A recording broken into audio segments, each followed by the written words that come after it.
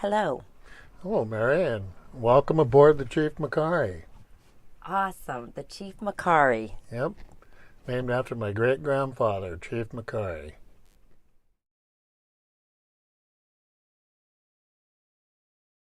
I'm here to ask Jim a little bit about traditional place names, and he would like to share with us a little bit about Makarka Point.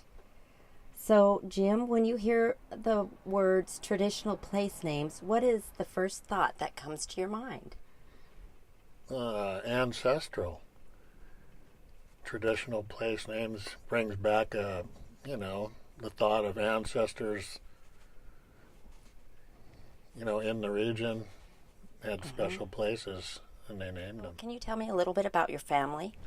Yeah, well, my native side is the Makarka clan. Tell me your mother's full name.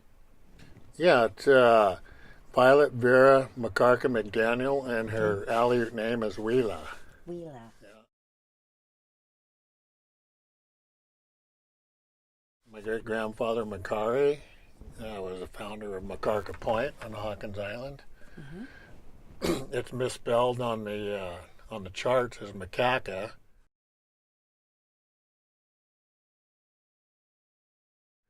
And they finally got that changed after 25 years of trying to get that spelling corrected, so the newer charts reflect, Makarka Point. Okay. And I'll just tell a quick story about how it got mispronounced and spelled wrong. This is according to my mom. Back in the days when there was a fish trap there, there was a Norwegian watchman. And when the census personnel came and asked what the name of the place was, he said, Makarka. That's the way my mom would do it, Makarka. And he couldn't pronounce Makarka Point. Okay. So it was a Norwegian accent, and so the guy literally wrote it, the way it sounded, Makarka.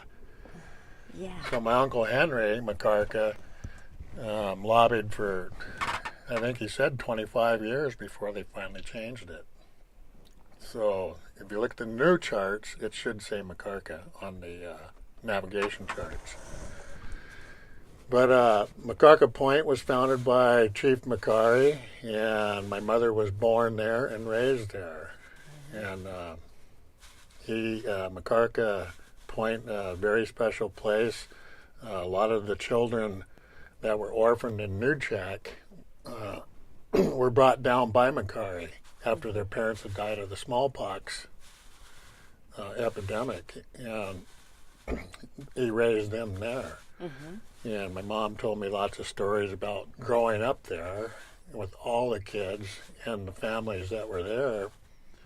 And she said everybody had a job. Makarka was very strict, very kind, and very organized. They lived a complete subsistence lifestyle, so everybody had to work. And, get the fish put up and get the birds plucked and, all the harvesting. You only had so much time to prepare for the winter. Yeah. So she told me lots of stories about how they would gather the geese when they would molt. The kids would, drive the geese into a spruce bough pen that they would make. And then they would pluck down off of them. Yeah. And they wouldn't pluck it bare or anything like that. They would just take what they need, and then they would gather it, and then they'd let the geese go. Yeah. And they'd, take as many geese as they needed. And, they just, they did things like that. She said it was fun. And another one of the kids' jobs that Makarka had them set up doing was keeping the smoke going in the smokehouse. And it wasn't a small smokehouse. She said it was probably 40 by 100 feet long. Oh my gosh. And she said they literally slept in the smokehouse. And what they would do is keep the fires going at night. And then during the day, when the west wind would come up, they would move all the fish outside. And that was their job until the fish were put them back in at night, keep the fires going. Yeah. And so you can imagine how, with that, they must have had some fun. Right. Yeah. Yeah. And she talked about harvesting octopus at the point. All kinds of really neat stories. How did they harvest the octopus? What would they do? Well, she said they would just look for the den where they would spit out the shells. Mm-hmm. And, octopus can squeeze into, really small places, and they'd take Clorox and just spray it into the crack, and the octopus would shoot out. Oh, okay. So she said there used to be lots of octopus out there for harvest. The fish running up the creek, she said the kids would get in and herd the fish, and they would gather the fish and get them ready for drying and smoking. But there was silvers and humpies and Dolly Varden and cutthroat, and, just a full plate. Gosh. So plentiful. Yeah.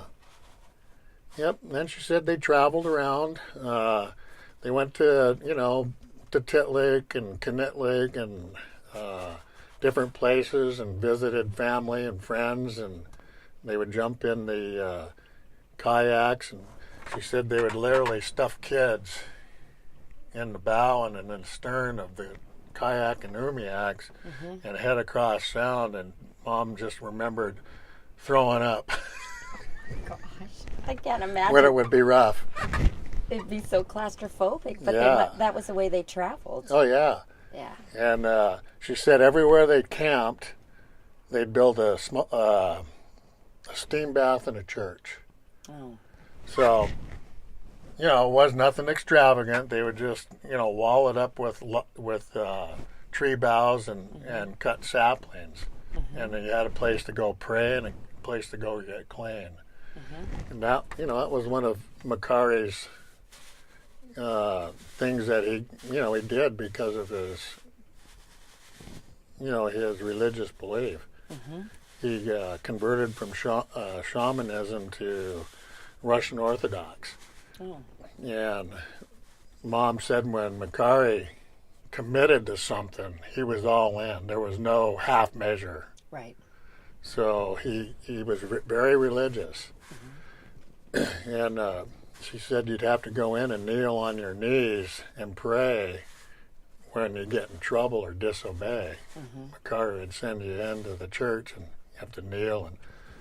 And she says, and I got the scars on my knees to prove it. So my mom must have been a firecracker. Yeah. She got in trouble a lot. Makarka Point, I know you've spent some time out there. You have a cabin out at Cedar Bay, and it's right up around the corner. They're both on Hawkins Island. Yeah. Can you kind of understand why you may have chose that place? Because of the birds, the fish? Oh, yeah. No, it's a full plate there. Yeah. And that's just a snapshot of the whole Sound. Yeah. When you look at the Sound, it's a living, breathing region. Yeah. It's just literally loaded with food, fish, wildlife. If you know what to do out there, you never go hungry. Right. What amazed me about Chief Makarka was how much he knew of the Sound. When you read Frederica's books, he knew every place. And how in the heck does one man in a lifetime know where all the traditional spots, all the sacred spots, all the little villages and refuge islands and everything that, just amazing. And all he did was, for travel was a kayak. So I always think about that, and it's pretty amazing. Well, thank you, Jim. Really appreciate you sharing these stories with us. One last question. Did your mom ever give you a Lutik or a Sukpiak name? Yeah, she did. I only remember a Balnuk, which means crow. And I'll tell the story really quick. I said, Mom, why don't you give me a Aleut name? And so she's okay, let me think about it. And a couple days later, I went back up, and I'm thinking she's gonna give me a grandiose name like Great Hunter or Man of the Country, or I'm thinking, yeah, okay, it's got to fit me, right? Well, she gave me the name Funny Crow. Did she tell you why? Well, she said that I make her laugh. Oh. And so, she loved crows. She'd sit in her window up on the hill in Cordova and, watch crows with her binoculars. So she got a lot of good entertainment watching the antics of crows. So that's how I got my Aleut name. And Leona Olson translated it for me because I forgot it, and I forgot it again. But I do remember a Balmac. Balmac. So I'll have to get the other name. Funny Crow. Yeah.